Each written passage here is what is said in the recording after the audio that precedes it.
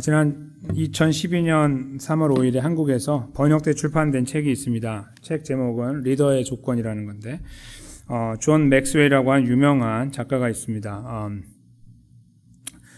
세계 많은 곳을 다니거나 또 미국에서 여러 가지 그 강연들을 하고 리더십에 대해서 리더십의 대가라고 이제 불릴 만큼의 이제 존재라고 합니다. 뉴욕 타임즈나 월스트리트 저널, 비즈니스 위크 이런 데서 항상 베스트셀러의 작가로 이렇게 이름을 날리고 있는 분인데, 이분이 이 책을 지어서 이 안에 21가지의 그 조건을 두었습니다. 리더는 이 정도는 가지고 있어야 된다라는 건데, 읽으면 다 이해가 되고 또 거기에 실존 인물들을 다 하나씩 배치를 시켰어요. 예를 들면 로널드 레이건 같은 사람, 대통령이었죠. 그 사람은 소통을 잘했다. 그래서 이제 여기 쭉 나가다가 네 번째가 소통인데, 그런 사람들이 여기 있거나, 아니면 7번에 보면 통찰력이라고 있는 7장에 보면 퀴리 부인이 거기 있어요. 그래서 본질을 꿰뚫었던 사람이었다. 이렇게 통찰력이 있어야 된다. 이런 거. 이런 이야기들을 쭉 나열해서 사실은 이제 읽어 나가서 저희가 이렇게 그 리더가 아니라는 입장에서 읽으면 편안하게 읽을 수 있는데요. 리더라고 생각하면은 읽으면서 굉장히 큰 부담을 느끼게 되는 또 책이기도 해요. 실제로 문제를 심각하게 본다면 그런 책인데, 이런 책을 저희가 이렇게 대하다 보면은 이런 생각을 하게 돼요. 세상을 이끌어가는 리더들도 이런 21가지, 더 많이 있겠지만 이런 덕목들이나 이런 조건들을 가지고 있을 때에 만약에 박수를 치거나 인정을 하거나 따라간다면 하나님의 백성들, 또 하나님의 백성을 인도하는 사람이라고 하면은 어떤 조건을 가져야 될까? 이런 거 가지고 될 것인가? 그런 생각을 해보게 되죠. 왜냐하면 이것은 이런 조건들은 세상에서 세상을 이끌어 나가는 데 필요하다고 생각하기 때문이에요. 그렇게 쓰여진 책이기도 하고요. 오늘 저희는 그 조건을 한번 찾아보는데요. 아주 황당한 답을 얻게 되죠. 그렇죠? 그 답은 이 말씀 속에, 저 제목 속에도 나와 있는데요. 오늘 그 답을 찾으면서 우리에게 무슨 의미로 이 말씀을 주고 계시는가? 우리는 과연 영이 머무는 자인가? 우리는 과연 영이 머문다고 하면 어떤 존재로 살아가는 것이 맞는가? 리더가 된다는 것은 어떤 의미인가? 이런 것들을 잠깐 생각하는 시간을 가졌으면 좋겠습니다. 지난 시간에 이어서 이스라엘 백성들이 그 슬로브앗의 딸들의 문제를 해결한 다음에 하나님께서, 그래서 그 아들 없이 만약에 세상을 떠나게 되면 그 후손들 중에 딸만 있으면은 그동안에는 재산의 문제가 있었는데 이제는 재산을 보존할 수 있도록 해주신 하나님의 뜻을 따라서 이제 그 좋은 결과를 얻게 됐잖아요. 그거 이후에 이제 오늘 하나님께서 모세를 부르시는 장면이 나와요. 여기 보면은 12절에 아바림산이라고 하는 곳이 나오는데요. 성경을 이렇게 읽으시다 보면, 또 기록하시다 보면은 모세가 죽은 산, 이렇게 성경 퀴즈에도 나오는데 1번 아바림산, 2번 비스가산, 3번 느보산, 4번 한라산, 이렇게 하면 몇 번일까요? 네, 문제를 이렇게 내야 돼요. 모세가 죽지 않은 산은. 왜냐하면 세 곳 다 모세가 죽은 산이거든요. 그럼 어떻게 된 거냐, 이게. 이런 거죠. 이제 한국에 보면 태백 산맥, 그 산맥이 있잖아요. 그걸 태백 산맥이라고 부르잖아요. 그거 이름 바꿀 수가 없어요. 그렇죠? 근데 거기에 이제 있는 이제 대관령, 이렇게. 거기 연결돼 있잖아요. 거기에 오대산, 이렇게 되는 거예요. 그럼 이해가 되시죠? 태백 산맥에 대관령에 오대산. 이렇게 하면 다 같은 곳인데, 결국은 오대산이 제일 그 중심에 있고 그 주변이 대관령이고 그 옆에가 태백산맥이 되는 거죠. 마찬가지예요. 그래서 여기서 말하고 있는 이 아바림산은 산맥이에요. 산맥을 말하고 그 산맥에 있는 그 느보산, 산 이름이 느보산이고 그 느보산에 이렇게 움푹 패인 골짜기 같은 데가 있어요. 거기가 바로 비스가산이에요. 그래서 이 비스가산, 느보산, 그리고 오늘 여기 말씀하시는 아바림산은 다 같은 곳을 말한다. 이제 어떻게 보느냐에 따라서 이제 그 지명이 다를 뿐이다. 이런 거죠. 그 산에 올라가라 해서 거기 올라가면 이제 저쪽 강 건너편에 가나안 땅이 보이게 되는 거죠. 그래서 그 땅을 바라보라고 하나님이 이제 명령하셨어요. 왜냐하면 다음 절에 나오죠. 못 들어갈 거니까. 형이 간 곳으로 하나님이 그를 불러 이제 이 땅에서 걷어갈 거니까요, 생명을. 근데 그 이유가 14절에 나오죠. 저희가 잘 알고 있는 내용입니다. 반복했기 때문에.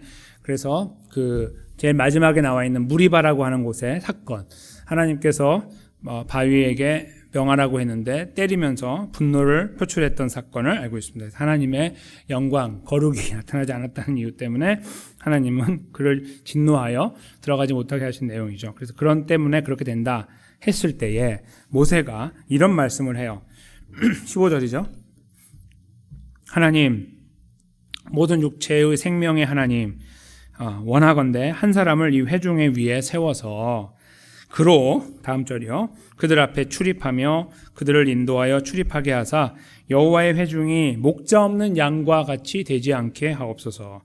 이렇게 하나님께 요청을 합니다. 즉 이제 자기가 하나님의 부름을 받는 건 알겠는데 그러고 나면 이스라엘에는 리더가 없잖아요. 그러니까 그것을 걱정하고 있는 거예요. 참 좋은 리더의 모습이기도 하죠. 자기 뒤를 걱정하는. 근데 여기에서 하나님께서 아차 그래 내가 그 생각 못했다 이렇게 하지 않고 이미 점지해 놓은 사람이 있음을 아주 명확하게 말씀하고 계시는 것은 충격적이에요. 즉 모세가 걱정했기 때문에 하나님이 리더를 준비하는 것이 아니라 이미 하나님은 다 계획 가운데 사람을 준비해 놨다는 뜻이죠. 바로 18절에 명시되어 있습니다. 모세에게 이르시되 눈의 아들 여호수아, 아버지 이름이 눈인 거죠. 그 안에 영이 머무는 자니 너는 데려다가 그에게 안수하라. 이렇게 말씀합니다. 그 안에 영이 머무는 자다. 여기에 여호수아를 선택하는 하나님의 조건을 보세요. 그는 리더십이 있다. 그는 경험이 많다. 그는 장군으로 싸움을 잘했다. 모세를 따라왔고 모세를 서포트했고 12지파의 대표로서 그 가나안을 정탐한 이후에 믿음의 고백을 했다. 뭐 이런 조건들이 쭉 따라 나올 수 있는데 그 다 차치하고 딱 한 가지만 넣어놓고 있다는 게 또 인상적이죠. 여하튼 하나님은 이미 여호수아를 정해 놓으셨고 이유는 딱 한 가지로 말씀하고 있습니다. 그 안에 영이 머물기 때문이다. 그래서 그에게 안수하고 그를 제사장 엘르아살과 다음 절이죠. 19절 온 회중 앞에 세우고 그들의 목전에서 그에게 위탁하여 이제 20절에 내 종기를 그에게 돌려 이스라엘 자손의 온 회중을 그에게 복종하게 하라.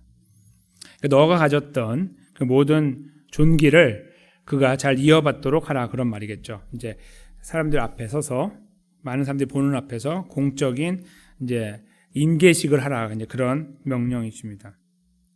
그리고 나면 21절에 보면 좀 특이한 부분이 나오는데 그는 제사장 엘르아살 앞에 설 것이요. 엘르아살은 이제 아론의 아들이죠. 근데 그 아들이 그러니까 자기하고 사촌이잖아요. 죄송합니다. 잘못 말씀드렸습니다.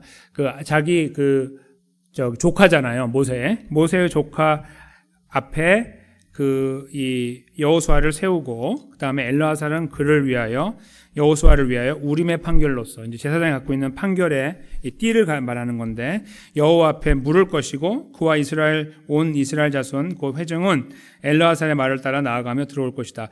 그 동안에는 이 역할도 모세가 했어요. 그렇죠? 모세는 제사장의 역할, 리더의 역할을 다 같이 갖고 있었어요.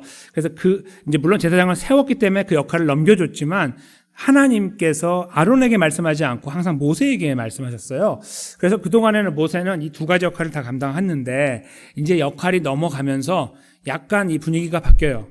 그러면서 이제 여호수아에게 가지만 여호수아에게 똑같은 권한을 주는 것은 아니다 하는 것을 저희가 눈치챌 수 있습니다. 그것이 어떤 의미가 있냐 그건 저희가 이제 오늘 여기서 살피지 않을 거지만 일단은 좀 다른 의미로 다가오고 있다. 그래서 여호수아는 권한은 받지만 완전한 모세가 갖고 있던 권한을 다 받지는 않았다. 이제 그걸 저희가 확인하게 되는 거죠.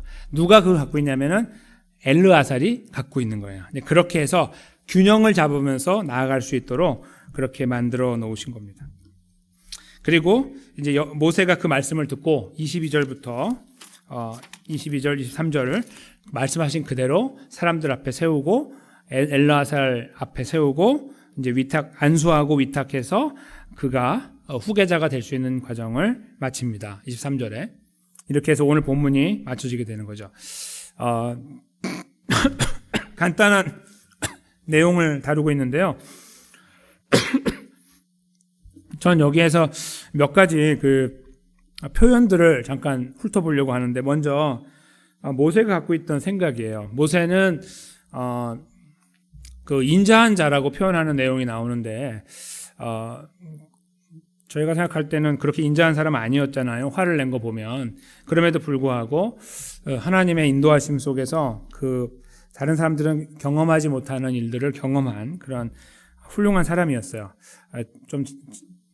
제가 잘못 표현했습니다. 훌륭한 사람은 아니고 하나님의 은혜를 입은 사람이었습니다. 근데 그 사람이 자기 후임을 걱정하는 이 상황 속에서 아까 말씀드린 것처럼 사실은 하나님이 먼저 그 일에 대해 계획을 갖고 계셨고, 오늘 이 말씀을 시작하신 목적이 너는 비스가산에 올라가서 한번 훌쩍 훑어보고 거기서 죽을 거야, 이렇게 말씀하려고 한 것이 아니라, 이 대화의 시작은 하나님이 하셨고 하신 목적은 여호수아를 세우시려고 하는구나라는 것을, 이 흐름을 읽어나가면 저희가 파악하게 돼요.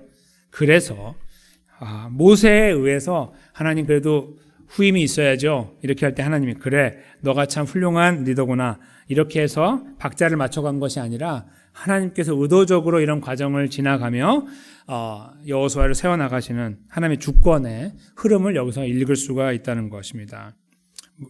모세가 말한 것처럼 목자 없는 양같이 두지 마십시오라고 했던 말씀을 저희가 잠시 생각해 보겠습니다. 이 표현은요, 성경에 쭉 나오지 않고 있다가 구약에 2번 정도 나오는데, 그 맥락은 이제 이스라엘 백성들이 리더를 상실한 상태, 그걸 이제 표현할 때 쓰는데, 이제 그 특별한 어떤 상황에 한 번 나와요. 딱 정확하게 한 번 나온다고 볼 수 있어요. 2번 표현되지만, 그런 다음에 바로 예수님께서 이어받으세요. 저희가 잘 아는 것처럼 제가 여기 앞에 적어드렸는데요. 마가복음 6장 33절에 보시면 예수께서 나오사 큰 무리를 보시고 그 목자 없는 양 같음으로 인하여 불쌍히 여기사 이 여러 가지로 가르치시더라, 이렇게 말씀하시는 내용에 드디어 등장하고 있어요. 목자 없는 양이라고 하는 저 표현이 예수님의 걸음과 쫙 맞닿아 있는데요. 오늘 모세는 목자 없는 양 같은 것을 걱정하는 사람으로 등장을 하는데, 예수님이 그 말씀을 그대로 받아서 사용하실 때에는 조금 다른 조건에서 말씀하신 거예요. 그것은 하나님을 향해서 목자 없는 양 같은 저 사람들 어떡합니까? 이렇게 하나님께 뭔가 부탁하고 의탁하는 역할로서 예수님이 그 말씀하신 것이 아니라 이것을 책임지는 존재로 그 말씀하신 거죠. 그렇게 바라보신 거예요. 모세는 그것까지 갈 수 없는 존재예요.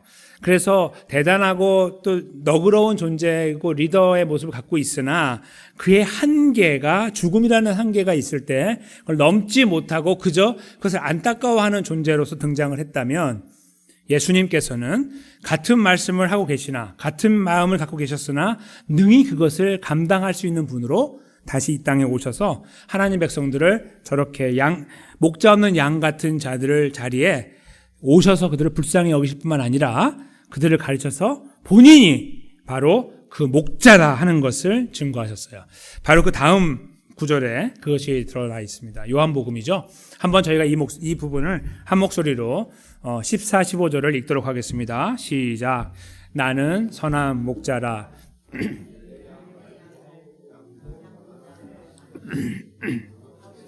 나를 아시고 내가 아버지를 아는 것 같으니 나는 양을 위하여 목숨을 버리노라. 본문에서는 모세가 하나님, 우리 그래도 후임이 있어야 되지 않겠습니까? 하는 뜨거운 마음을 표현했고, 하나님은 미리 정하신 여호수아를 데려다 놓고 그를 데려서 세우라고 하시는 말씀을 하셨습니다. 그래서 이 바톤을 여호수아에게 넘기고 하나님은 그와 함께 하심으로 저 인도하는 역할을 감당하셨어요. 그렇죠? 이렇게 인간의 한계를 다음 주자를 통해서 극복하는 이런 과정을 하나님이 이어가셨어요. 그 주관자가 하나님이셨죠.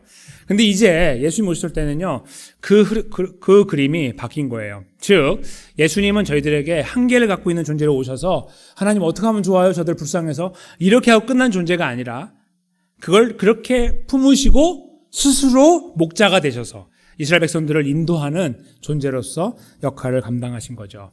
이것이 오늘 제가 본문을 헤아리면서 먼저 살펴봐야 되는 부분이라고 봅니다. 예수님이 보이는 거예요.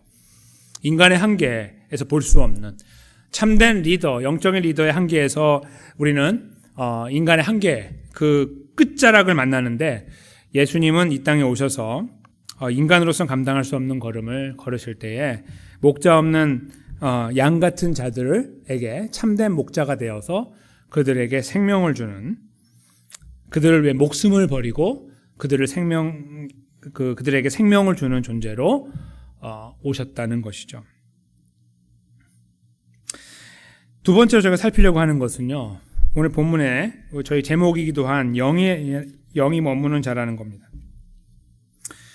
그 영이라고 하는 단어가 여기 등장해서 저희가 여러 가지 한국 사람들은 또 그 무속 신앙이 이제 있기 때문에도 미우가 되겠지만 유독 저 단어가 많이 오해되거나 오도되는 경우가 있었어요.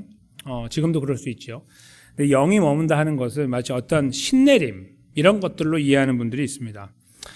그리고 또 나아가서 조금 오늘 그 표현으로 본다면 리더의 역할을 할 수 있는 능력 뭐 이런 것들로도 이제 이해하곤 해요. 저 영이라는 것을. 그래서 영이 머무는 자라는 의미를 저희가 먼저 알아야 될 것 같아요.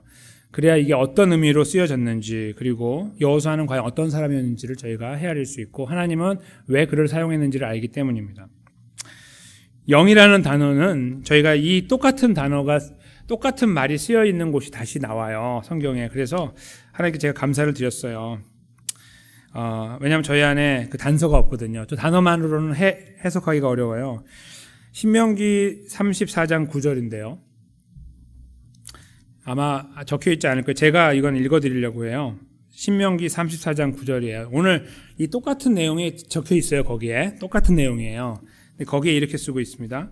모세가 눈의 아들 여호수아에게 안수하였으므로 그에게 지혜의 영이 충만하니 이스라엘 자손이 여호와께서 모세에게 명령하신 대로 여호수아의 말을 순종하였더라. 아멘. 바로 이 말씀입니다. 똑같은 장면을 묘사할 때 거기에 수식어가 하나 붙었죠. 바로 지혜의 영이라는 겁니다. 지혜의 영이라는 말은 그가 스스로 지혜 있다라고 표현하기에는 저희가 이해할 수 없는 거고요. 지혜의 영이라고 할 때는 지금 그에게 지금 어떤 영이 들어온 거예요. 그렇죠? 근데 저희가 하나님을 생각하면 이 구약에서 살펴볼 때 성삼위 하나님이 보이는데, 성삼위 하나님은 세상을 만드실 때 우리라는 단어를 통해서 본인의 복수를 나타냈어요. 그러니까 내가 아니고 내가 이들을 만들어야지가 아니고 우리라는 단어를 사용했어요. 하나님인데, 그래서 하나님, 또 엘롬이라는 말도 그렇고 이게 복수의 의미를 갖고 있어요. 그러니까 무슨 말이냐면 하나님은 이미 성경을 시작할 때부터 성자 예수님, 성령 하나님, 성부 하나님이 함께 계셨음을 증거해 오셨다는 거예요. 세상을 만드실 때부터 우리의 이미지를 따라, 우리의 형상을 따라 우리가 사람을 만들자라고 하시는 그 말씀 속에서 담겨 있는 것이 이미 그렇게 심어놓고 점점 드러내시는 거예요. 이렇게 눈을 열어서 그 내용으로 보면 성경에 등장하고 있는 영이라는 거, 특별히 구약에서 흘러갈 때 저희가 특별히 하나님의 사람들이 영이 있었다, 영을 따라갔다 이런 표현을 쓸 때 그 영은 당연히 성령 하나님인 것을 거부할 수가 없어요. 다른 어떠한 것도 저희가 여기에 대비시킬 수가 없는 거예요. 다른 게 만약에 있다면 악령이겠죠. 네, 만약에 대비를 한다면. 근데 여기에서 악령이 있으니, 악령이 머물고 있으니 그를 세워라 이렇게 말씀하시는 만부합니다. 그래서 여기에서 표현하고 있는 지혜의 영과 저 영을 같은 단어인데, 같은 표현인데 그걸 저희가 모아서 생각한다면 여호수아를 지혜롭게 하는 영, 여호수아에게 지혜를 주는 영, 저희가 이렇게 생각해요. 그 영은 당연히 성령 하나님이 될 수밖에 없음을 저희가 부인할 수 없기 때문에 여기에서 영이 머무는 자라고 하는 저 영은 성령 하나님께서 그와 함께 하셨다라고 이해하게 되는 겁니다. 제가 잠깐 말씀드린 것처럼 여호수아는 만약에 리더로서 세워지는 조건을 찾는다면 몇 가지가 있었어요. 여호수아와 갈렙이 있잖아요. 둘이 믿음의 사람인데 이 둘만 가나안 땅에 들어가게 됐는데 사실 둘 다 괜찮아요. 나중에 보면 갈렙이 굉장히 용맹스럽단 말이에요. 그런데 유독 여호수아가 모세와 함께 다녔어요. 그러니까 여러 가지 조건을 따져서 볼 때 갈렙보다는 여호수아가 더 리더가 될 가능성이 있어 보여요. 인간적인 눈에는. 근데 하나님은 그것을 계산하지 않고 그냥 영이 머문다라고 못 받고 계시는 것이 충격적인 거예요. 그가 갖고 있는 여러 가지 자기를 둘러싸고 있는 조건들이 있는데 그걸 다 털어버리고 저 한 가지만 갖고 말씀하신다는 것이 그거예요. 그렇다면 여호수아가 저 영이 머무는 자가 되기 위해서 어떤 노력을 하였을까요? 저희가 성경을 읽어 나갈 때 이런 생각들을 많이 해요. 사람이 갖고 있는 노력들, 이것은 어떤 것이었을까를 많이 생각합니다. 즉 하나님께서 이 사람을 왜 이렇게 사용했지? 라고 할 때요, 이유를 찾을 경우 이게 그 노력들을 가끔씩 해요. 그래서 그 조건이 어떻게 저에게 다가오냐면 우리도 그런 조건을 가져야 된다, 이렇게 이해하는 경우가 있어요. 아시겠죠? 다시 말씀드리면 성경에 나와 있는 여러 가지 이제 어떤 하나님이 예를 들어 다윗을 이렇게 택하여 사용했다 하면 다윗이 왜 그렇게 하나님의 쓰임을 받았지라고 하여 그 이유를 찾으려고 그래요. 그게 잘못된 것은 아니나 그것은 더 중요한 걸 놓치게 만드는, 우리를 중요한 것에서 멀어지게 만드는 요인이 돼요. 오히려 저희는 이렇게 보는 것이 합당한 거예요. 하나님이 다윗을 택하셨다, 이거예요. 그냥 다윗이 어떤 조건이 있기 때문이 아니고 그냥 택한 거다. 그걸 저희가 읽어낼 수 있어야 됩니다. 모세도 마찬가지예요. 모세가 택함 받아야 되는 이유가 있습니까? 성경에? 없습니다. 아브라함도 마찬가지입니다. 누구나 하나님 택하시는 과정을 보면 조건이 있으니까 택하는 게 아니라 그냥 택해요. 그게 바로 하나님의 택하심의 신비이죠. 여기서도요, 하나님께서 여호수아를 택하실 때 그냥 택했어, 이렇게 말씀해도 우리는 할 말이 없지만 이렇게 표현하는 것은 참 의미가 있는 거예요. 내 영이 그 안에 머물고 있어, 이렇게 표현하는 거죠. 그 조건은 몰라요. 조건은 몰라요. 모세를 잘 따라다녔기 때문이라고 말하면 사실 저는 그건 억지 주장이라고 생각하지만 하나님은 그것을 계산하지 않고 그냥 그에게 영이 있다고 말씀하셨다는 거, 그걸 저희가 더 무게를 두고 봐야 된다고 봐요. 다시 말씀드리면 여호수아가 영이 머무는 사람이 된 것은 여호수아가 갖고 있는 특출한 어떤 배경 때문에, 그가 다른 사람이 가지고 있지 않는 용맹스러움이 있기 때문에, 하나님을 향한 신뢰가 있었기 때문에 이렇게 저희가 해석하는 것은 옳지 않다는 거예요. 그랬다면 하나님이 그렇게 말씀하셨겠죠. 왜 여호수아입니까? 하필 갈렙도 있는데. 여호수아가 용맹하잖아, 이렇게 말씀하시는 거죠. 하나님은 그거보다 이 모든 조건을 내려놓고 영이 머무는 자라고 말씀하고 계시는 겁니다. 물론 여기서 그러면 갈렙은 영이 머물지 않았느냐, 이렇게 저희가 질문해 볼 수 있죠. 근데 그것은 저희가 오늘 본문에서 질문한 내용은 아닙니다. 그냥 그를 택하시는 목적이 그냥 영이 머무는 자였다, 성령이 그와 함께하고 있기 때문이라고 하나님께서 말씀하시는 거에 주목한다 보면 여호수아의 택함은 결국 하나님의 주권에 의해서 이루어졌구나 하는 것을 읽어내게 됩니다. 아무것도 아니라.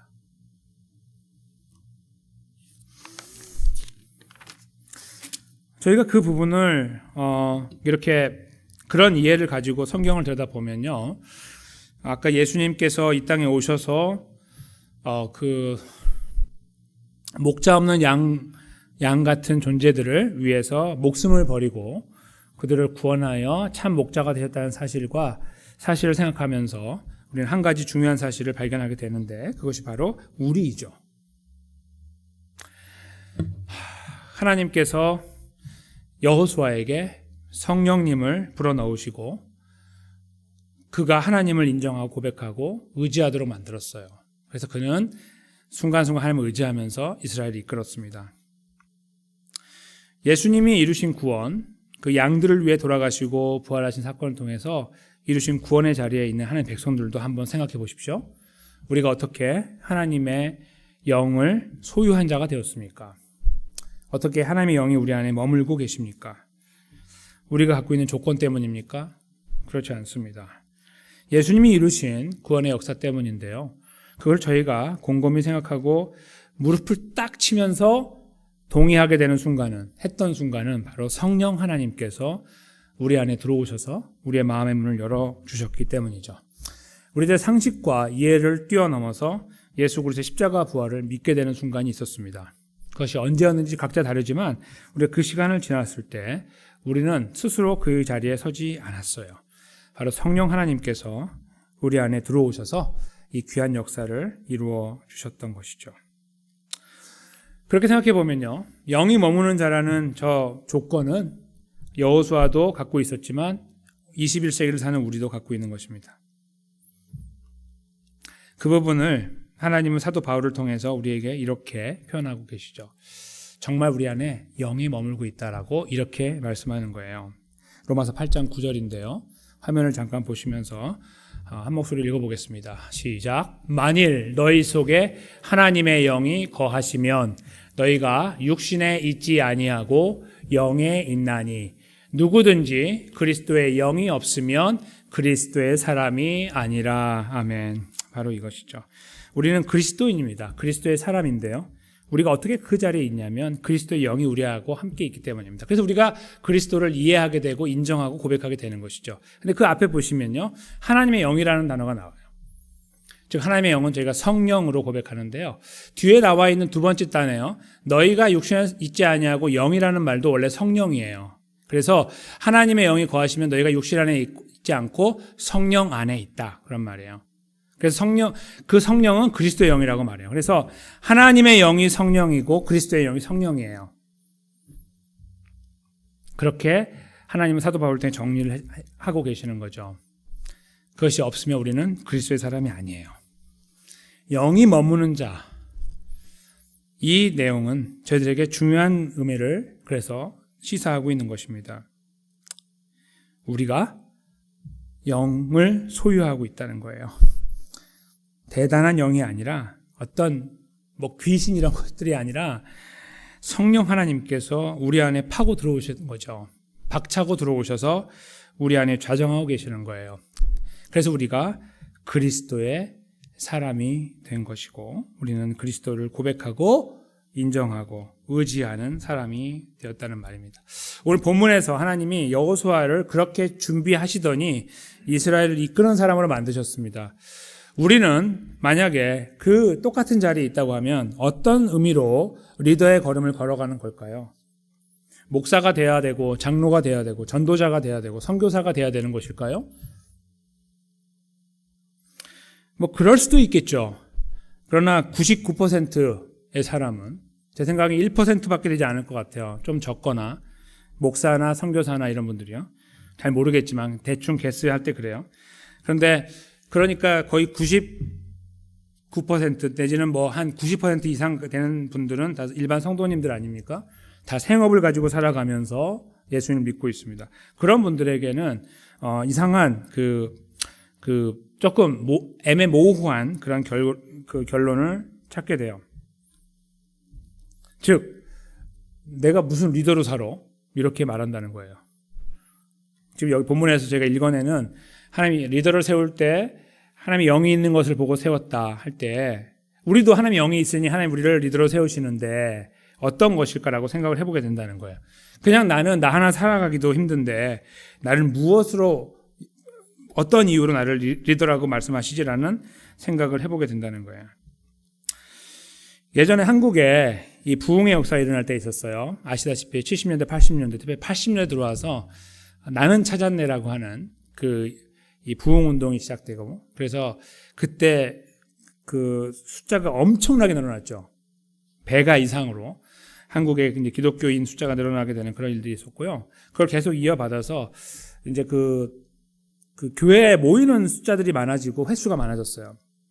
그러면서 어떤 일이 벌어졌냐면은 그러면서 이제 또 제자 훈련 이런 것들이 생기기 시작했죠.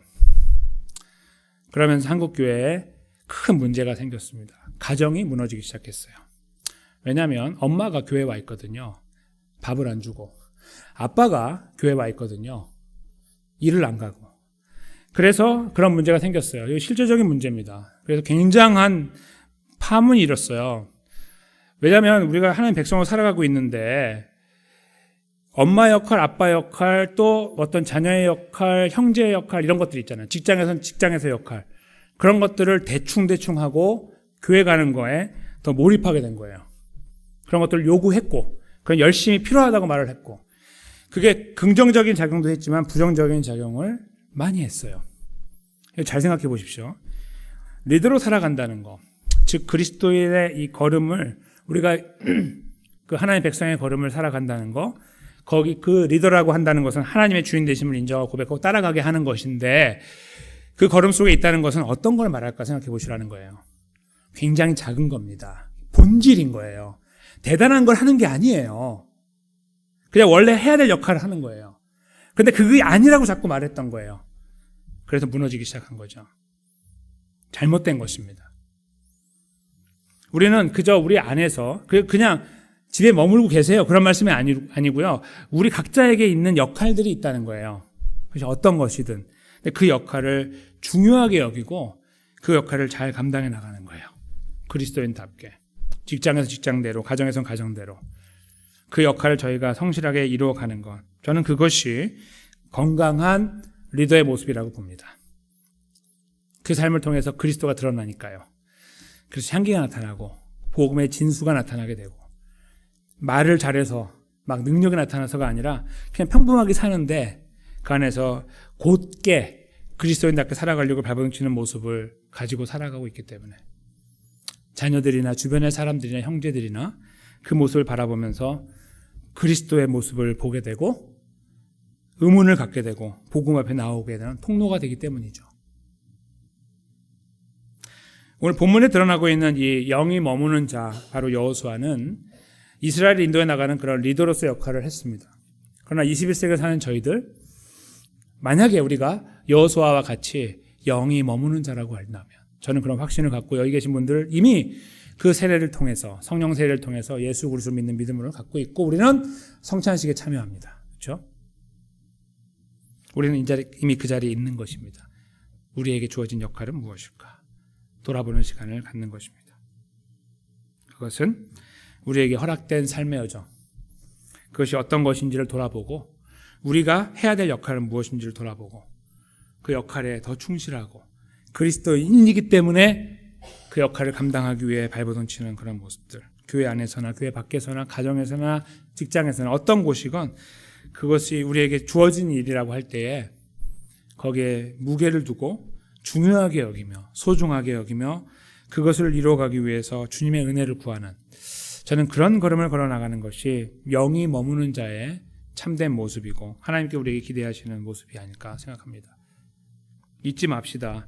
우리는 우리가 잘나서 구원받지 않았습니다. 우리가 아주 잘하기 때문에 하나님께서 박수치면서 선택하지 않았습니다. 그것이 딱 들어맞는 것이 오늘 우리가 살아가는 삶이 그렇게 우리를 증거하고 있습니다. 잘 돌아보니 정말 그렇습니다. 그렇죠? 근데 하나님은 우리를 그렇게 택하시더니 영원히 그 자리에 못을 박아 놓으셨습니다. 너무나 큰 은혜입니다. 어떻게 살 것인가를 고민하기 이전에 그 은혜 앞에 다시 한번 섰으면 좋겠습니다.